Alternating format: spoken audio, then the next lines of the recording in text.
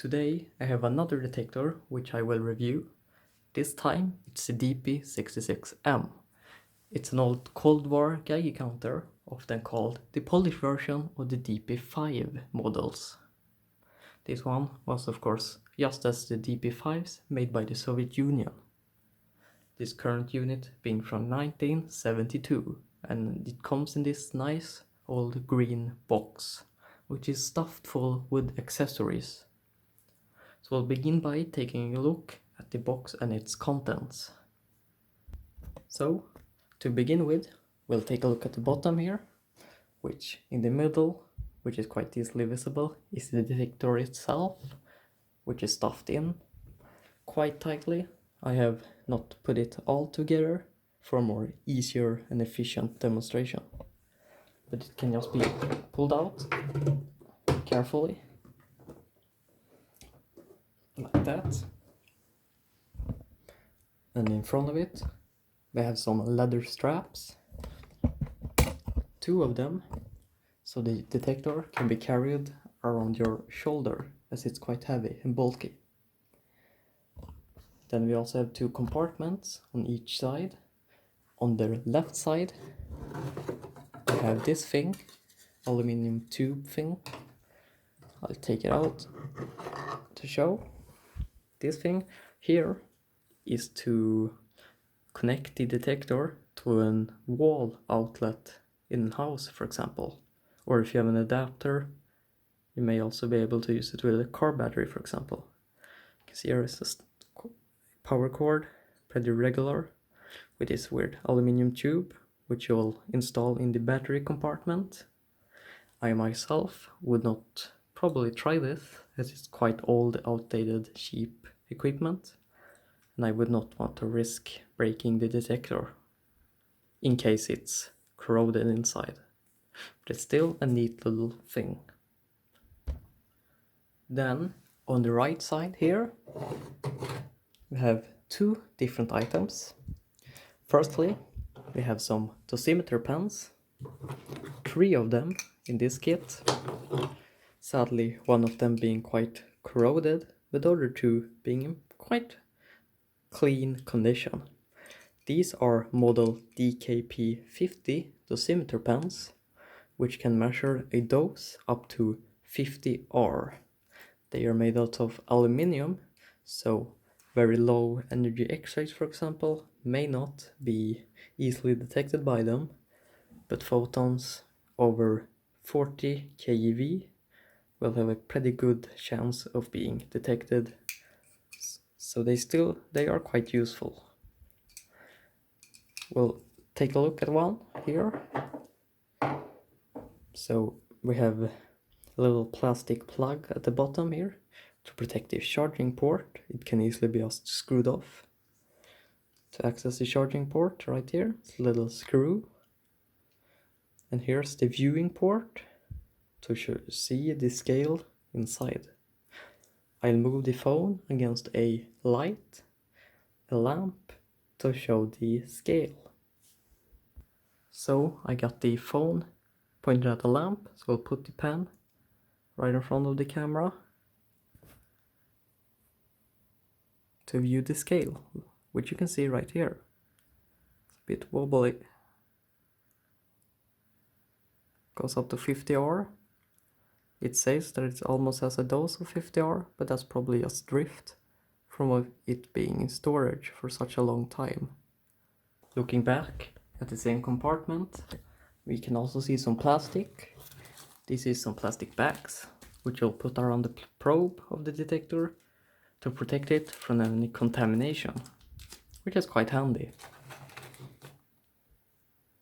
Just to note that the rest of the compartments in mine is empty, but I would suspect there to maybe be some more spare parts, as my kit is probably not complete. But I just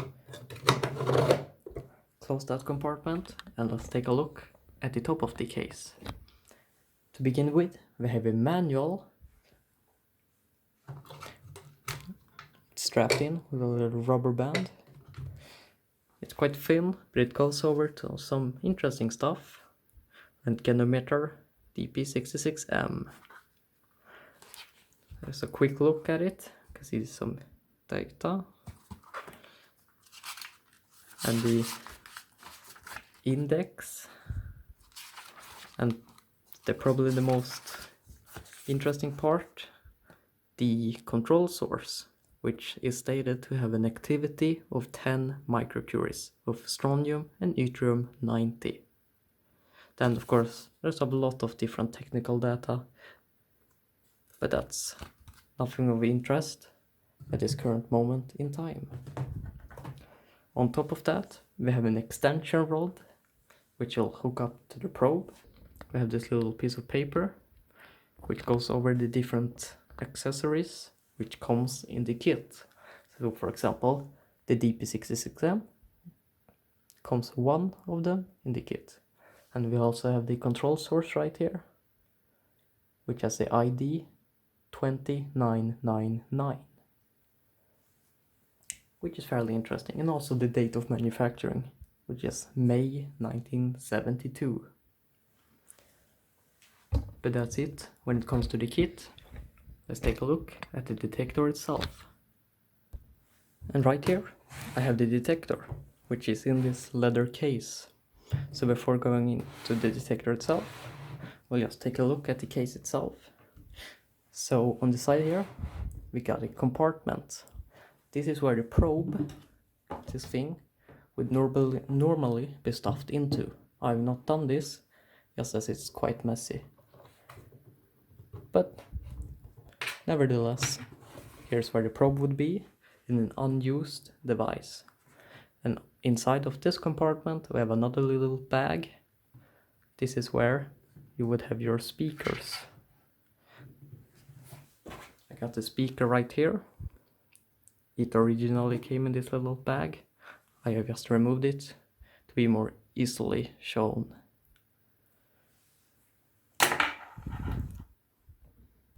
So we'll open up the device.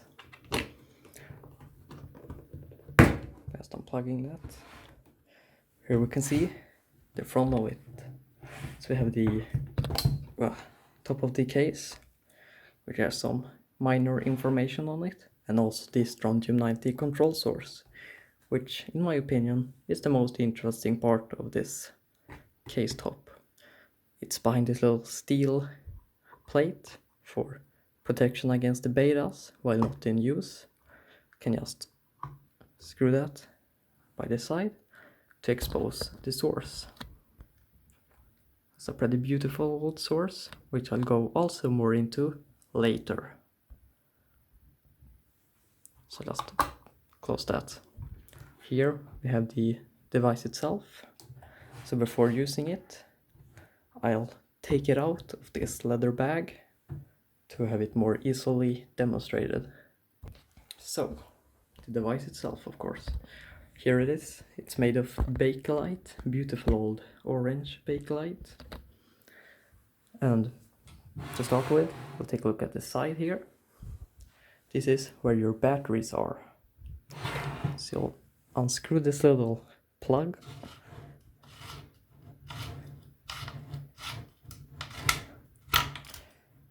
And this is where you put your batteries. And surprisingly, it takes normal D-cell batteries, 1.5 volts, 2 of them. Just put them in and close it up. And I'm back, so let's take a look at the device. So here is the front. We got a little charging port right here for the Tosimeter Pens. So just unscrew this little plug and you can see where you place in the Dosimeter pen to charge it and zero it. You also got this little knob here, which is to zero it. And over it we have another zeroing, which is for the device itself. I'll demonstrate this once I start measuring a source. Then on the other side we have another button. This is to turn on a light behind the scale. So you press it and it's illuminated.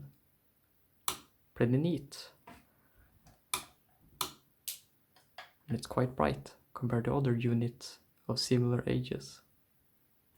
Then of course we have the little knob to turn the unit on. But before you're doing that, I plug in the speakers. I have this little speaker holes right here, so just plug it in and it's ready to go. So we got the offsetting, battery test. If it's within the red line here, it's okay.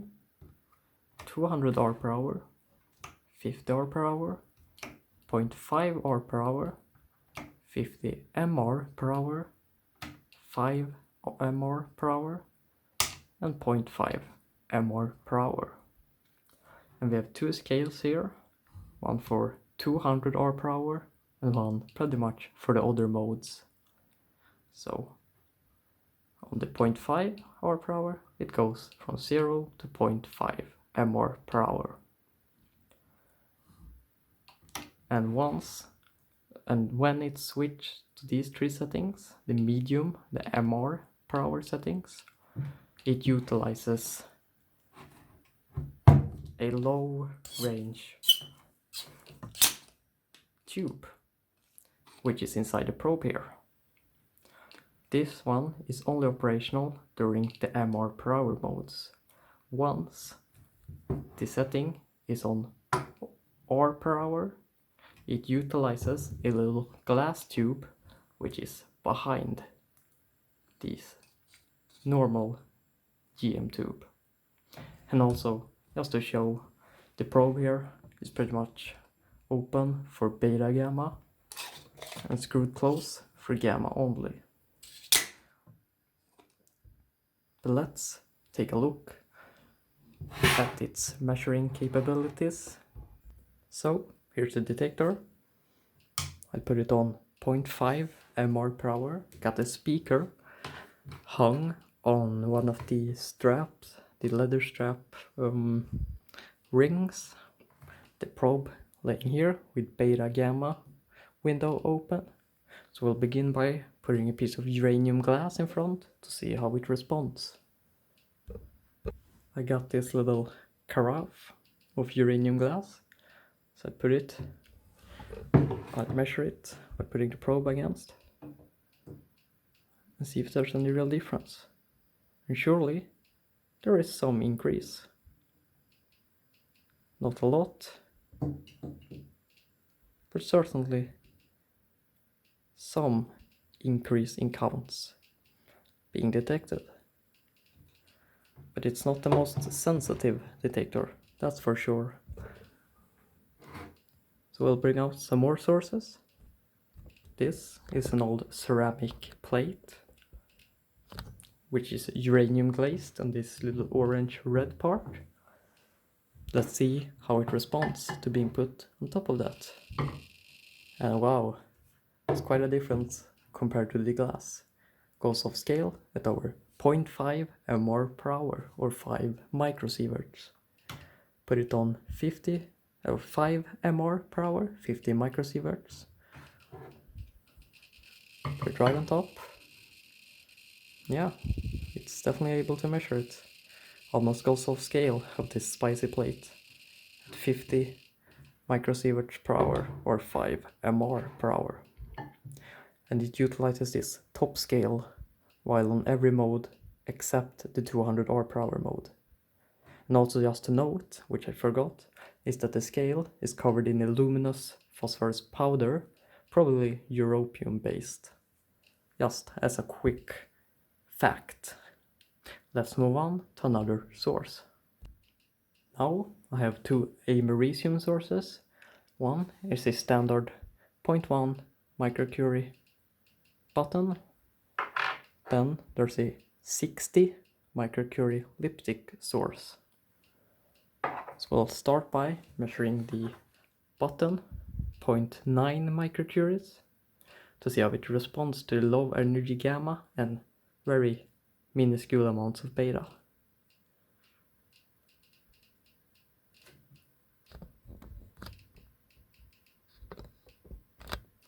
not a lot. Let's try with the 60 microcurie americium source. See how it responds. Instantly off scale, over 0.5 mR per hour.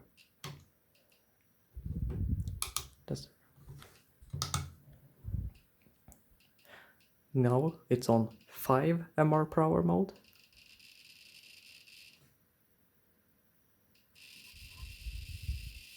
Which is off scale again. 50 mR per hour mode. I'll make sure I have got the correct side pointing at it.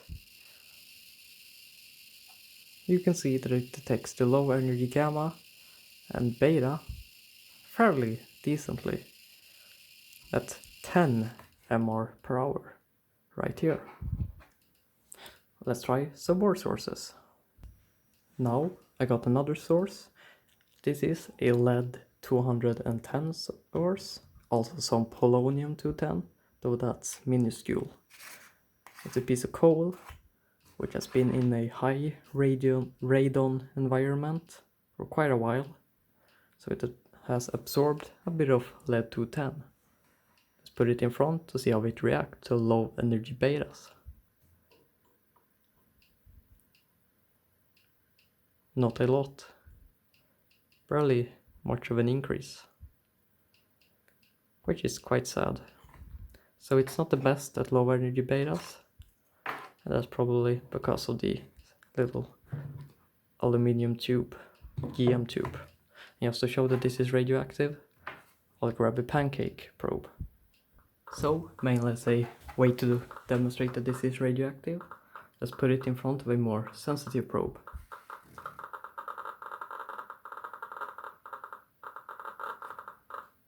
You can definitely see that there's some radiation present, which the detector could not detect.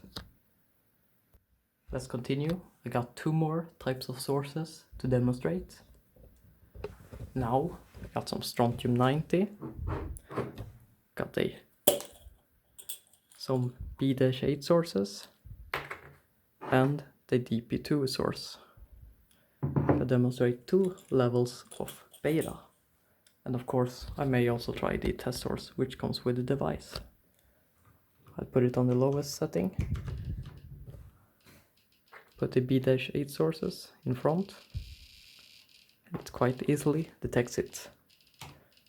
5 mR per hour. Off scale once more. Can reset it.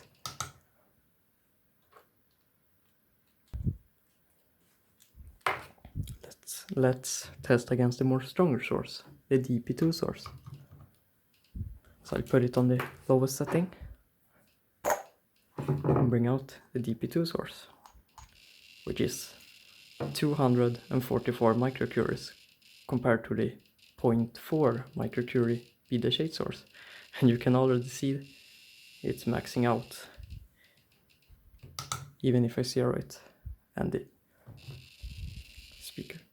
Put it on the 5 mR per hour. Speaker is weird. Off scale.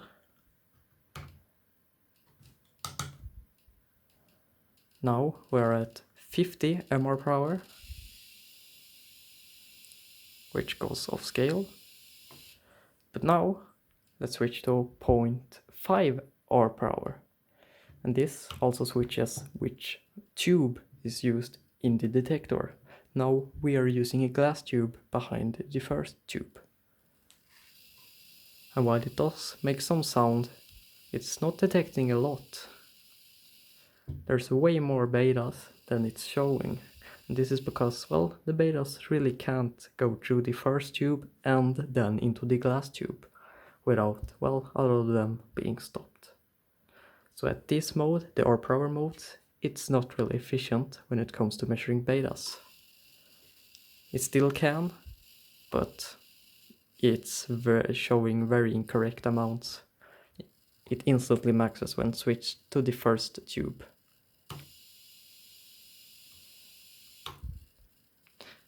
Lastly, we'll try a gamma source on the gamma only mode on the probe. So I'll just put the sources away and be right back. So, right there on the piece of paper, I have a gamma source of radium-226. So we'll close the probe head to put it on gamma only. This little white line here shows where the first tube is, and the second is a bit behind. Put it on the lowest setting, and off scale it goes. Second, 5 mR per hour. Speaker. Off scale. 50 mR. And it shows a pretty high value. Off scale even. With over 50 mR per hour of gamma. So the gamma definitely excludes some of the radiation. May even open it. So compare. We'll do some gamma only. That's how fast it moves. Beta and gamma. Instantly off scale.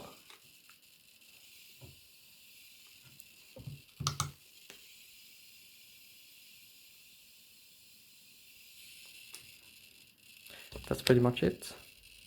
So we'll now do the final part, which is examining the Strontium 90 source. So, removing the source to have it more accessible is not really an easy deal. Well, it's easy, but it's quite crude. My method is simply taking a flat-headed screwdriver and trying to pry it open by sticking it underneath and turning like this. So it will jump off the little screws.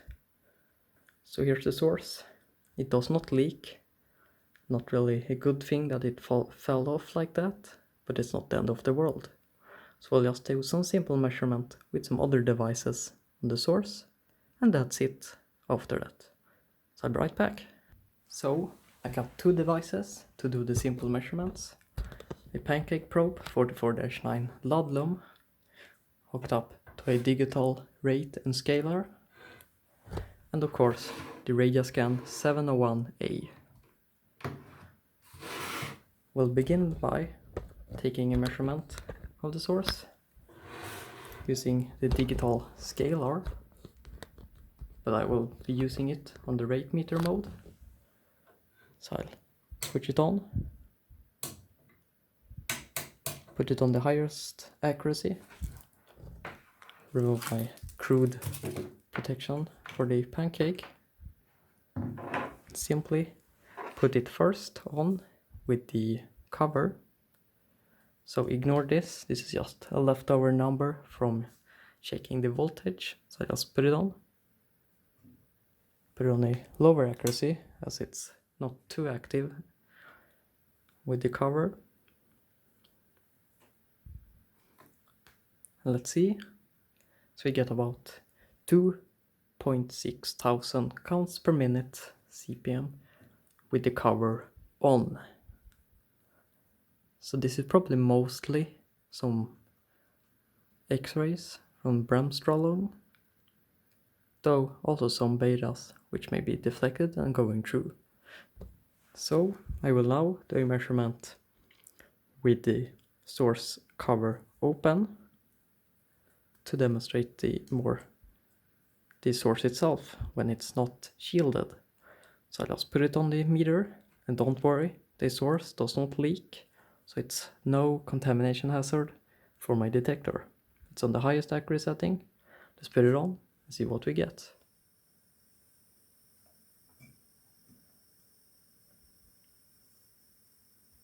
That's just because it took such a time. So we get 360,000 counts per minute. 360,000 counts per minute again.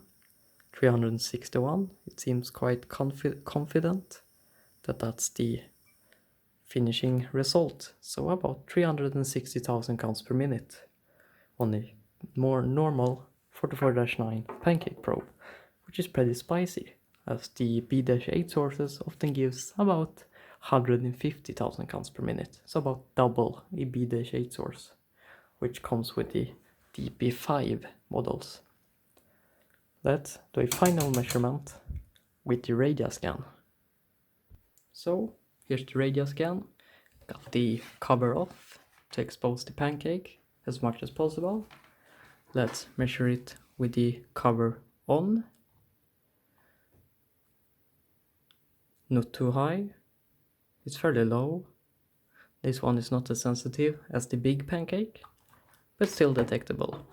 But let's open it up and see what we get.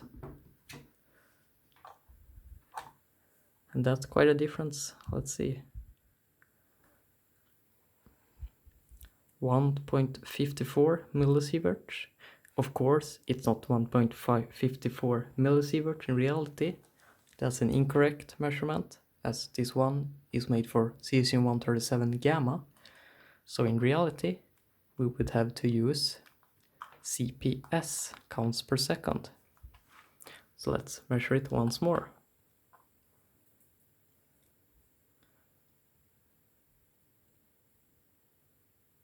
It slowly goes up. It's a fairly spicy source. It seems quite confident at 2.9 thousand CPS, counts per second. That's pretty spicy and definitely not bad for a little Strontium 90 source like this. But that's pretty much it. Not much more to demonstrate, and I hope this was enjoyable.